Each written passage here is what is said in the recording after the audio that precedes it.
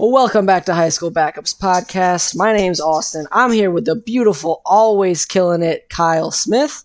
We are going to be talking today about our our first of our soon to becoming more regular updated bracketologies, just like Joe Lenardi does. We're really excited. We are two huge college basketball fans, so shout out to all our fans out there that love college basketball. We're going to get right into this, but here is our first set of seedings for the upcoming NCAA March Madness.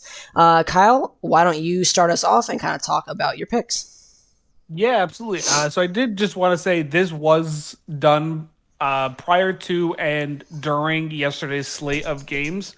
So some of this will change, especially as this video is released. We will get new updated rankings. So a lot of what we see here on the screen is going to slightly change throughout the next coming days. I just wanted you guys to keep that in mind as we're going through it. But the first thing I think I wanted to mention here was my top 1 seeds being Purdue, Alabama, Houston, and Tennessee.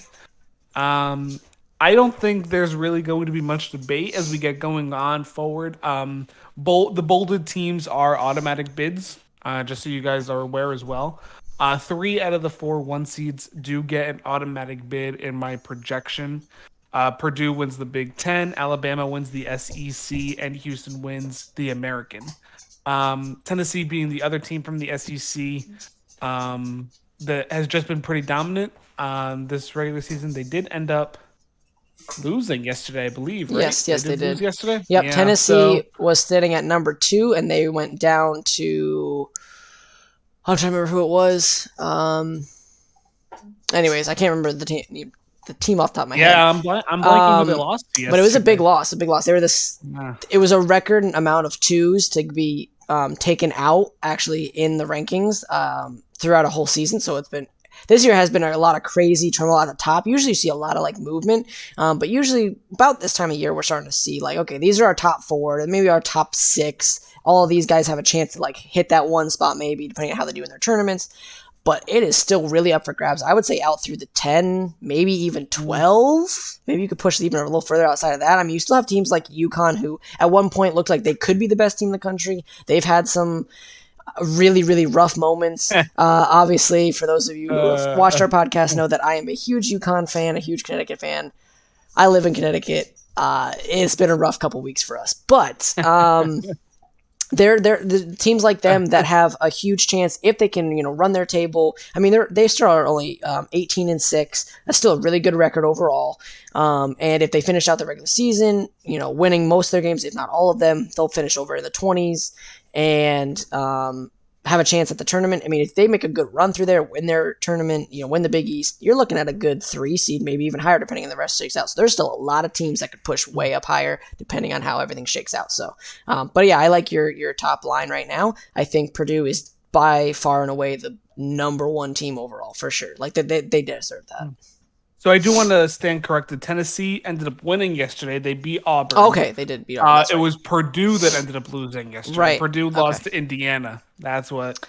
That's what right. That's what the big shakeup was. So, I could see honestly Alabama being the number 1 overall seed. That could happen. Even Houston's currently dominating Temple. Last I saw, they were up 12. Yep. I'm not sure if that's still happening at the moment. And I also believe Tennessee lost, maybe it wasn't yesterday, but they lost within the week. I do remember them losing. I think it was Thursday or something. I believe, I'm almost 100% positive they lost this week. They did. They lost to Florida. That's what it was. Okay, I thought it was Miami or Florida. So they did lose this week. It wasn't yesterday. They almost lost to Auburn too, which would have been crazy if they lost both those. So yeah, so Purdue went down this week. Tennessee went down this week. Alabama went down this week. So there's been a lot of Alabama won. Alabama won. I thought they lost one of theirs this week. Did they? I'm pretty sure. Wait. When was the Oklahoma game? They did lose to Oklahoma, which was on Tuesday? Yeah, Wednesday? It doesn't give me a date. Not a big deal. But so they did lose. Okay, so I stand corrected. Yeah, so Alabama I think everybody besides Houston in the top 4 lost. So So even Houston could be in the 1 seed right. before So all this is ended. We will see what happens. There's been even more stuff. Obviously, we're going to get into it. Kansas State lost. Kansas lost. A lot of people lost this weekend and this week. So much is happening with with the top 15 school. Even if you really want to get down into the top 25 teams, yeah, there has been so much shakeup with the top 25 this year. It's insane how many teams have been in it and then fallen out. Like UConn is 2 away from falling out of the top 25, and they're lucky they won yesterday. They won both of their games this week. Yeah, they should have won yesterday dominantly. It got a little hairy at times. Boy, did it! So, almost losing to one of the worst teams in the country. No offense, Georgetown. It's true, but it is. You can't. You can't. I mean, you're 1-12 now in conference play, and that's their only one in over. If they finish out 1-11, it'll be their only win in 2 years in the conference, so it'd be bad. Who'd they beat? I forgot who they beat. They beat DePaul. Yeah. Well. Who also beat Xavier? So whatever. But anyways, moving on. Let's go to line 2. Just kind of talk about quickly, and let's just kind of quickly move through some of these earlier lines, and then we'll get into some stuff that we really have to discuss. Okay, go for it. Well, so for. I don't know. Do you really disagree with any of my? I don't. Here? I think the only one you could probably. I think UCLA has a shot at that 2 line. Maybe even Baylor, but I think Baylor's kind of looking on the outside in. Although because Kansas State and Kansas lost, they now have another shot at it. So it is hard to say. I mean, Iowa State, right? They're sitting at 4 there. They just beat. I think it was Kansas. Yeah. So I mean, they got a good shot at it too because I think they're actually maybe ahead of Kansas now in the standings. I'd have to look at that. But yeah, there's a lot of movement in that Big 12 because there's no usually it's Kansas at the top and everybody else fighting for second or third. Right now, it's really anybody's game there. So the Big 12 standings are absolutely insane right now. Big 12 is considered to be one of the best, if not the best, college basketball conference in the nation. And the current Big 12 standings are Texas 1, Iowa State 2, TCU 3. Kansas State 4, Baylor 5, Kansas 6. Yeah. Kansas is 6-4 in conference play, so they could easily fall out of that 2 spot. Easily. Honestly, I could see that happening by tomorrow when this airs, right? I wouldn't be shocked if I do this in a day or two and Kansas is even a 4 seed realistically. I think as low as Kansas can go will probably be 5 or 6 seed. I'd be shocked if they're as low as a 5 or 6 seed. Yeah, I think when all the new rankings come out and stuff like that, and we look back at this bracketology, I think we can see them definitely at a 4. I think is where they'll sit after this, and then going forward, we'll see what happens. Obviously, if they keep losing, well, then they're just going to keep dropping. But we'll see what happens. So otherwise, I don't really have to disagree with where we were before all these games. Of this line number 2 being correct there. Number 3, I think also, there's a lot of movement that could happen there, but I'm okay with Texas, Baylor, UCLA, and Gonzaga. I think they've all played well. Obviously, we just went through the Big 12 standings, so obviously any of those numbers that are right there could all be switched around. I mean, half of the 2 through 4 line is the Big 12, so that, says a lot about it. What I do want to say here is Xavier Marquette, I think out of everybody in that line, in that group from 2 to 4 seeds, they're the ones that have the best shot at moving all the way up to a 2, perhaps even a 1, but I doubt it. I don't think the Big East has a chance at a 1, maybe unless Marquette wins out. If Marquette or Xavier wins out, because they're both tied at the top, at least in record overall, I think Marquette has the edge in conference play at No, they're both tied. They're tied all the way through. Okay, so they're tied all the way through. They're both 18-5, right? 19-5. 19-5 now. That's right. That's right after yesterday's game. So 19-5, and I believe they're both 11-2 in conference play. Yep. Okay, so I mean, Xavier has the higher ranking as of this week. Yeah, I don't know. They're 2 ahead of them. They're 14th or something like that. And Xavier's Marquette's 16th or something like that. I mean, they're both right up there. Xavier has also beaten Marquette before. Yes. This year, so Marquette's going to have to beat them. Marquette also has to take care of business against the likes of Providence and UConn the rest of the way out. But if they win out and then win the conference tournament, I could easily see them getting to a 2 for sure. It'd be pretty hard for them not to be a 2 in my mind at that point. I mean, they'd finish out, 29-5 or something like that is what it would be ending up or something. Actually, I think it'd be a little higher than that, in the 30s. It'd be 24-5, yeah, something like that. No, it'd probably be closer to 30. after it because they still have at least like 7-8 games in conference play before even the tournament. Well, yeah. So. How many buys are there in the Big East tournament? There's the first 4 get a buy, right? Yeah, I believe so. I think it's the first 4. So they would have 5. A bye. So they have a bye, but either way, they'd have to play like 3 games because they'll have to play quarterfinals, semifinals, and final if they go all the way through. So you're looking at anyways at like a 30-5 team, something like that. If that's their record at the end and they've won the Big East and run through that, what is not the strongest Big East it's been, but still a very good Big East, yeah, they've got to be at least a 2 and probably pushing for that 1 line. So anyways, Xavier Marquette has the best chance, I think, to move all the way up out of all those teams just because there's less competition between them. One of those teams is probably going to take the conference title, as much as I hate to say it. I mean, UConn still has a shot at it, but anyways. So then you have Don't Clemson. Get your hopes up, but I'm sorry to say. We'll see. Hey, if they can I'm turn not it one to around. talk. My team fucking sucks, so it's okay. Like St. John's is just dropped off the face of the earth. So yeah, no, that's true. So moving on to like over to like UConn, obviously at number 6. You got Clemson at number 5 in the East. Clemson, I mean, we'll go with Clemson first. So Clemson, San Diego State, Providence, St. Mary's. Yeah, I think that's a really good one. I think what's awesome here is that St. Mary's actually wins the title, and I kind of wanted to talk about that because I don't think there's much for us to discuss about the other ones. Those, Clemson's leading the ACC, so we're fine with that. San Diego State, they're gonna win their conference. They play in the Mountain. No, they don't play in the Mountain West. What do they play in? Who? It's San Diego State. They play in that. San Diego. They're in one of the mid majors, but I can't remember what they play in. It's not really a mid-major. I guess it is. It's everything other than the Power 5 is technically a mid-major. They play in a strong one. They do. They play in a strong one. They're always in the tournament. They're always a team you got to watch out for. Where are they? Yeah, I had them. Keep talking. I'll find them. Okay. So you got Providence, St. Mary's. I did forget to mention this to all of our viewers. Oh, yeah, it is the Mountain West. I was right. Okay, cool. Mountain West. Mountain West. For those that are looking for sleeper teams, stuff like that, although Marquette's not exactly a sleeper team, it still is kind of.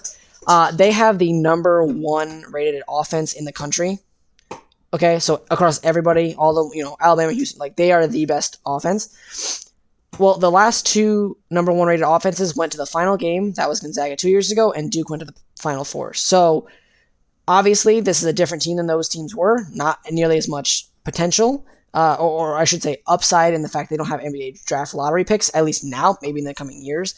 But this is a Shaka Smart team, okay? So those who remember, Shaka Smart used to coach was VCU and some of these other great defensive teams. Not only are they good and pressure you and get you to turn the ball over, but they are also a really high-flying scoring offense. So watch out for them. But moving on. Yeah, they're definitely someone to watch for. I could easily see them shocking some big of top teams for sure. Yeah. So, St. Mary's, I think we should talk about that quickly. Why did you put them over Gonzaga? Currently, St. Mary's is undefeated in conference play. So I did think I gave them that edge. They're also 21-4. I think they're being very underrated. The reason I have them as a 5 seed lower than Gonzaga is just because of how their schedule has panned out. Gonzaga did play a couple harder teams earlier in the year than St. Mary's did. But the reason I gave them the auto bid over Gonzaga is just because of their conference play. St. Mary's has absolutely been dominant versus the other WCC teams. Yeah, I think that's fair. I mean, they're undefeated in conference play, which says a lot considering Gonzaga did lose. They didn't lose to them, though. I think they lost to somebody else in conference play. Or did they lose to St. Mary's? I don't think they've played St. Mary's yet. I don't believe they have. They lost to somebody else, and I forget who it was. Yeah, I think it's coming up. So they did lose to St. Mary's this weekend, actually. Oh, okay. So there you go. They just lost them. But before that, they lost to somebody else that had broken a streak of the second longest streak in NCAA history, I believe it was. LMU. Yeah, that's right. LMU is. I never heard. Loyola Marymount. Yeah. Yep. Loyola Maryland. Okay. They lost them, and they had like 75 or 79 straight wins at home, which was the second longest in NCAA history, I believe. So, hey, it's showing that Gonzaga is not the same Gonzaga team we're used to seeing over the last probably 7 years ish, going on a decade and like now. I was saying, Gonzaga did play a very rough schedule in the beginning. They lost to Texas, they lost to Purdue, and they lost to Baylor very early on. They did have a very dominant win over Alabama, though, Yep. so that does give them a little edge, which is why they are still ranked, considering they put up 100 points on that Alabama team too. So Yeah, and that's a top team. that's So pretty. That's hard to do in college, let alone one of the top schools in the yep. country But it too. does So show you. I mean, Gonzaga beat Alabama, UConn beat Alabama. It shows you how some of these teams, like those are the teams that could very easily be that surprise. Not even necessarily surprise, but like, oh, okay, I wish I kind of picked them, but I wasn't sure which team was going to show up. And that's kind of what I feel about with UConn, Gonzaga, even a team like a North Carolina, Kentucky, Michigan State, like those teams there are the ones that you're like, man, you haven't played like you're supposed to all season, but come tournament time, I'm gonna hate to pick against you. Like you're yeah. going to be annoying to pick against. So Especially when you're talking about the traditional blue blood schools. Like yep, you can't it's going to be hard to root against these teams, especially when you talk about UNC and Duke. Like it's just going to be hard to try to like pick against them. Like they're not the UNC and Duke of old. It's like they have two brand new coaches. Duke is on their first year without Coach K. And it's very different kind of coaching from those two schools that we're used to. But especially when looking at Duke, like UNC on their first year without their all-time head coach went to the Final Four. They went to the championship game last year. So I don't think like even though Duke struggled with their new coaching style, I don't think it's someone that you should be like turning your back on. That they're not the Duke of old. They're not a top team in the country. We should just turn our back on them and not pick them. They're definitely someone who I think they could go far in this tournament. no, I agree with you. And I mean, Duke's still the team that a lot of people want to play with. That is shown by the fact that they still recruit a high level. Guess what? Coming into next year, they're having the second highest recruiting class already. So it's them in Kentucky again. So they're still going to be there. I think North Carolina is one team that, and we can kind of move on to them if we want, but this team went to the final. They returned pretty much everybody. They should not be playing the way they are. That's why it's going to be scary to pick whether you want to pick or pick against them coming tournament time if they do make it because, man, if they turn it on like they did last year as a 9 seed, they weren't supposed to make it last year and they did. And this year, who knows? North Carolina was the number one team going into preseason rankings this year. Yep. And they have not played like it all year long. Not at all. I don't know how this team is playing as poorly as they have. I still don't see them not making the tournament unless they continue losing in conference play. Like if they continue losing in conference play and if they don't find a way to win in the tournament, there is a shot that North Carolina is left not in this tournament. Like they did lose a close game against Duke yesterday. That was a very hard fought game. They had it at the end. It was very close, but Duke ended up inching their way over the finish line and ended up beating them. But if North Carolina can't beat, especially bottom teams, like if they can't beat Georgia Tech, if they can't beat Louisville, if they can't beat Notre Dame and Virginia Tech, like if they can't beat the bottom teams to get those easy wins, North Carolina is not going to be in this tournament this year, which is really going to be shocking. Yeah, it would be, especially coming from that preseason number one. That'd be pretty bad. Right. And I mean, if you're all these blue bloods and you're, Kentucky, Duke, North Carolina, those are the teams that are right on the bubble. NC State. I mean, some of these teams that you were used to seeing, they got to be careful because if they move down to like that 12 line, 11 line, there's a good chance that they get bumped for one of these teams that wins their conference, but isn't going to move up more than that. Some of these small mid-major teams that win their conference, win that automatic bid, but they're not quite put up in that higher, top of the bracket. Guess what? They get put in those 12s and those 11s, and that's going to bump them out because they have to give them the automatic qualifier. So they got to be careful. But moving on to probably like is there anything else in that kind of line from, I guess, 6 down to probably like the 10 area that you would want to talk about? I think nobody's going to really disagree too much with us on there. I think Missouri's a team to watch out for. They've been good and been giant killers throughout the season. So, Mizzou is definitely something to keep your eye on. They are a borderline ranked team. I'm not sure if they won yesterday or not. I but think they did. I don't know. I wasn't really paying attention to them yesterday. they are definitely a borderline team. I could see them climbing up the standings, especially if North Carolina does keep losing Mm-hmm. games. If North Carolina keeps losing games, Missouri is definitely something to watch. But one team I did want to mention here is I do have USC winning um, the Pac-12 over UCLA and Arizona. And the reason I did that is just because USC has done well this year. They're not absolutely dominant in the Pac-12, but they lost a close one against UCLA. They were dominated by Arizona, but they were on the road. Yep. So when you're talking about when you have to play them again at home, it's going to be a totally different atmosphere. Yep. Especially when you get to the tournament where you're playing at neutral sites, right? So even when you get to the conference tournaments themselves, those are all played for the most part at neutral sites, except for the mid-major tournaments. Those are usually played on campus sites. Yep. But for a Power Five conference like the Pac-12 it's at a neutral site, and I think USC is someone to keep an eye on, considering they have given teams a run for their money this year. Yep, I agree with you. So we're moving on down over to the 11 down really through the rest of this bracket, just to kind of quickly go over the rest of this. I think the only one, first I'll talk about Oral Roberts. Obviously, I think they were actually a 12 last year too. I think that's where they came in. It was a 12. It was 2 years ago. Or 2 years ago. 2 years ago they were in. Yep. Guess what, people? They still have Max Amos. That's the guy that lit the tournament up when they were in it 2 years ago. So watch out for that again. If they do come in, that man can score the basketball. He is a phenomenal guard. So you'll probably remember that name if you're a basketball fan. So keep an eye on them. Do not sleep on them. No, definitely do not. Do it. Don't do it. I think some of these other ones are ones that we'll have to kind of go more in depth with as we get closer, when we start doing our giant killer picks and we start talking about that stuff more in depth. I think the rest of it here is just kind of going like, it's great to see some of our people like New Hampshire. For those who don't know, we went to college there. Well, not to that specific college, but in New Hampshire. And so we are happy to see some of those people representing. And yeah, I don't know. I don't have much else to say. I think you can kind of throw in a couple different ones maybe for that UCSB or Howard or Stonehill Southern. I think there's a couple other ones that have a chance at that. And we'll obviously have to see once the tournaments shake out, because we see a lot of the upsets there in those tournaments that throw people in that nobody thought was going to get in there. So we'll have to see how these shake out. But otherwise, I think this is a good first bracketology.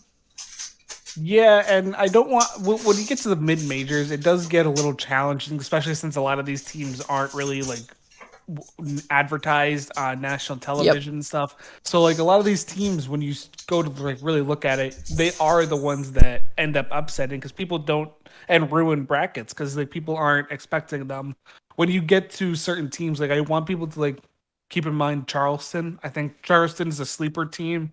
Definitely keep your eye on them. They are ranked in a couple people's lineups, and so when you start looking at the top 25, they are one of the teams that's borderline. New Hampshire is one I kind of threw in there for fun. The American East is not really a conference people focus on, but they were doing pretty well before yesterday's game, where they ended up losing to Bryant. So the American East auto bid is probably going to change from New Hampshire in our later bracketology video, but they are someone to keep an eye on. When you start getting into other teams like Drake, Siena, Morehead State, those are teams that just have the potential to play good defense. And if they are playing a Alabama, Virginia, or Houston that already struggles on offense kind of already, and you have a team playing good defense on them, I wouldn't be surprised if they give those big powerhouses a run for their money. Yep, definitely. That's the name of this game when we get in tournament time, is for those teams to play some good defense, get the other team wound up and turning the ball over, not playing a game that they should be playing. When obviously Alabama, Houston, these kinds of teams, when they're on that 1-2 seed line, they should easily be running away with these games. But the thing is, that's how these giant killers happen. They come in, they get usually a guard that gets hot. They play enough defense and good enough defense that it just kind of keeps the pressure on them till late, and then you see these teams start to crack because they know they're supposed to win this game. So we'll see what happens. Yeah, and it's gonna be very exciting the closer we get to conference games and eventually Selection Sunday. So we'll definitely keep putting these videos out for you guys, and look forward to doing it again. Yep. So comment down below, leave us a like, let us know what you think about these first rankings and these picks, and comment down below what's the team that you think may have a shot at it. Let us know. We'll take a look at it, and maybe it'll end up in our rankings next time. So, but that's gonna do it for us today. Hope you guys enjoyed. So leave us a like, comment, subscribe, and don't forget to follow all of our socials at High School Backups on Twitter, Instagram, Facebook, all the stuff. And we'll see you next time. Peace. Peace. All right.